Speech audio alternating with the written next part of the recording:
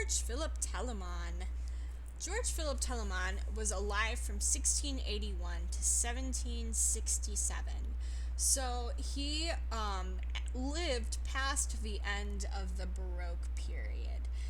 He was from Germany, and he was actually more highly thought of than Bach in his lifetime. The two competed against each other for a job at one point. He was a multi instrumentalist, so he could play multiple instruments. And even though he competed against Bach, he was still a friend of Bach and a friend of George Handel, which we'll talk about later. He wrote music, a lot of music, to teach organists. And he was a church musician, organist, and composer, but he also wrote opera. He was the opera house director, and then he went on to be a court musician and a church musician. He moved a lot.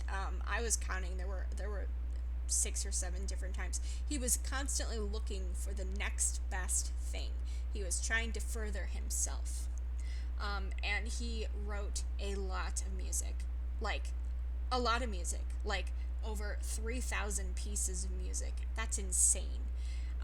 And sadly, half of those pieces are lost.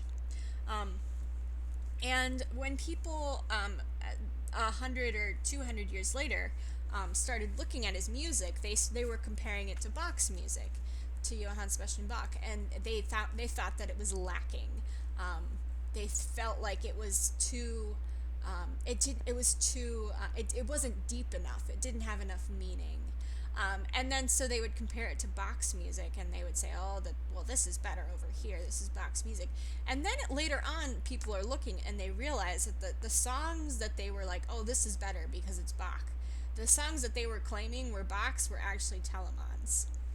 Um, some other things about him, he was one to combine music or combine instruments in a way that no one else was doing. So he did a lot of experimenting with combinations of instruments and the sounds that you could get with them.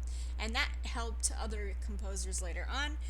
And it's amazing. Although he lived in the 1600s and 1700s, his music was not really cataloged, as in like sorted through and put in an order and all that, until the 1980s and 1990s. So over 200 years after he died is when people started looking through his music again and saying, "Oh my goodness, this guy's genius."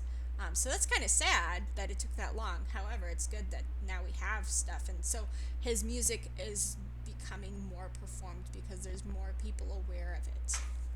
So that is Telemann. Telemann.